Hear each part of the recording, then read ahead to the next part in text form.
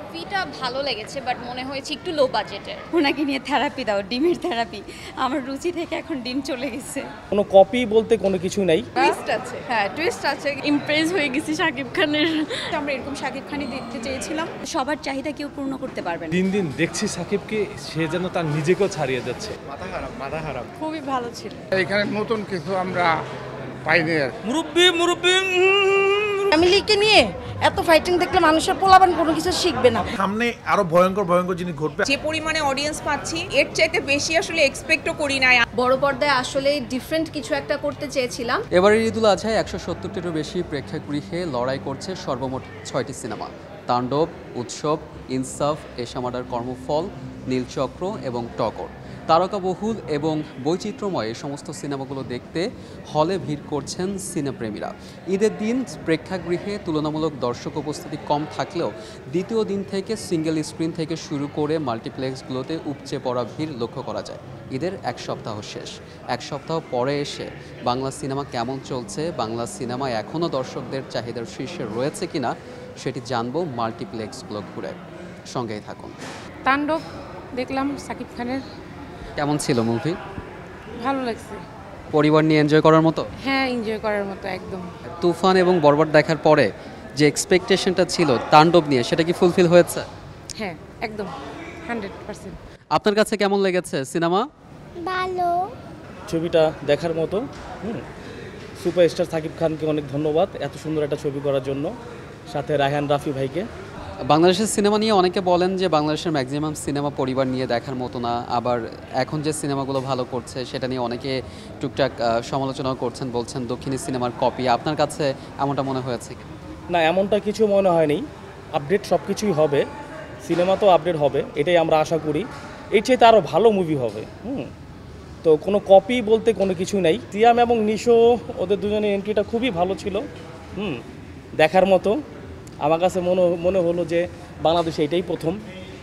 তো দেখি সামনে ওদের কি আসে, আরও খুব ভালো লেগেছে। তাসনিয়া ফারিনের অভিষেক হলো ইনসাফ সিনেমার মধ্য দিয়ে। কেমন দেখলেন তাসনিয়া ফারিনকে? ভালো, মোটামুটি। ওনাকে নিয়ে থেরাপি দাও, ডিমের থেরাপি। আমার রুচি থেকে এখন ডিম চলে গেছে। সাকিব খানের মুভিটা দেখার ইচ্ছে ছিল। আমি আরও 3 দিন আগে ট্রাই করেছি, তবুও ওনার অনলাইনে ট্রাই করেছি। সিট পাইনি। জি, খুব ভালো লেগেছে। চমৎকার একটা কাহিনী। মোটামুটি খুব ভালো তেমন না। খুব ভালো লাগছে। এইসব সিনেমাটা আসলে খুব ভালো মেকিং হয়েছে। স্পেশালি আমার তাসনিয়া ফারিনকে খুব ভালো লেগেছে। মুভিটা ভালো লেগেছে বাট মনে হয়েছে একটু লো বাজেটের, আর একটু বাজেট বাড়ালে হয়তো আরও বেটার কোয়ালিটি পাওয়া যেত। আমার তাণ্ডবটা ঈদের দিনে দেখা হয়েছিল, আর সেকেন্ড টাইম ইনসাফ দেখলাম। তাণ্ডব কেমন ছিল? তাণ্ডব তো অসাধারণ বলতেই হবে। শাকিব খানের সিনেমা অসাধারণ। ইনসাফও খুব ভালো।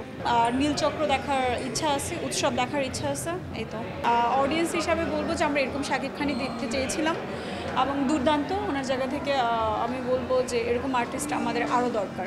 ইনসাফ দেখলেন, কেমন ছিল? খুবই ভালো ছিল। Tasnia Farin is my favourite. এখানে সে ডিফারেন্ট একটা রোল যেটাতে প্লে করেছে, that is very bold, very strong এবং ভেরি ব্রেভ। তার সাথে ছিল Shariful Raj. So the pair is really nice and it's a really great movie. মুরব্বি সিগনেচার স্টাইলটা ভালো লাগছে। সিগনেচার স্টাইলটা ভালো লাগছে। সিগনেচার স্টাইলটা ভালো লাগছে।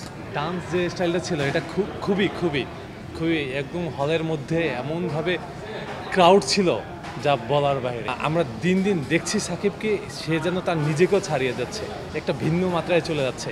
আমরা এমন সাকিবকেই চাচ্ছি। নিশো এবং সিয়ামের ক্যামিও নিয়ে কি?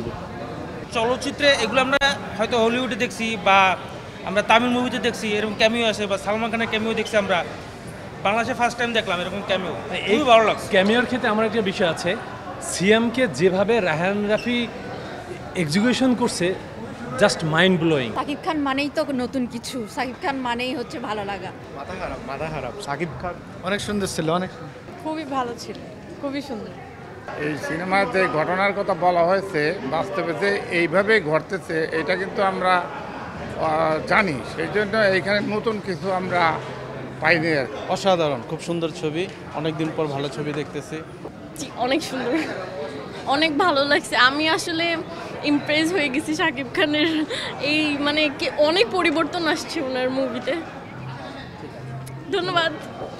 সাকিব খান থেকে আসলে আমরা ভালোটাই এক্সপেক্ট করি। কাহিনীটা কোন দিকে যাচ্ছে এখনো বোঝা যাচ্ছে না। টুইস্ট আছে। হ্যাঁ, টুইস্ট আছে। এই যে দর্শক উন্মাদনা আসলে এটা আমরা খুব এনজয় করেছি এবং এটা বাংলাদেশ আগে কখনো ঘটে নাই, তো এটা ঘটেছে। তো ইনশাআল্লাহ সামনে আরো ভয়ঙ্কর ভয়ঙ্কর জিনিস ঘটবে। বড় পর্দায় আসলে ডিফারেন্ট কিছু একটা করতে চেয়েছিলাম, সো সেটা দর্শকরা অডিয়েন্সরা লক্ষ্য করেছে এবং পছন্দ করেছে। আপনারা জানেন যে 80 লাখ টাকা মাল্টিপ্লেক্সের গ্রস, যেটা বাংলাদেশের ইতিহাসে সমসাময়িককালে কখনো হয়নি। এখনো পর্যন্ত আমরা আসলে যে পরিমাণে অডিয়েন্স পাচ্ছি, আমরা এর চাইতে বেশি আসলে এক্সপেক্টও করি নাই। ভেরি নাইস, খুব ভালো। Brilliant story, brilliant. ভালো লাগছে, ভালো।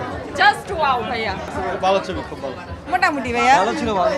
মোটামুটি ভালো ছিল। ওয়ান্ডারফুল, মোটামুটি ভালোই হয়েছে ছবি। ফ্যামিলি নিয়ে এত মারামারি ভালো লাগে না। এত ফাইটিং ফ্যামিলিকে নিয়ে এত ফাইটিং দেখলে মানুষের পোলাপান কোনো কিছু শিখবে না।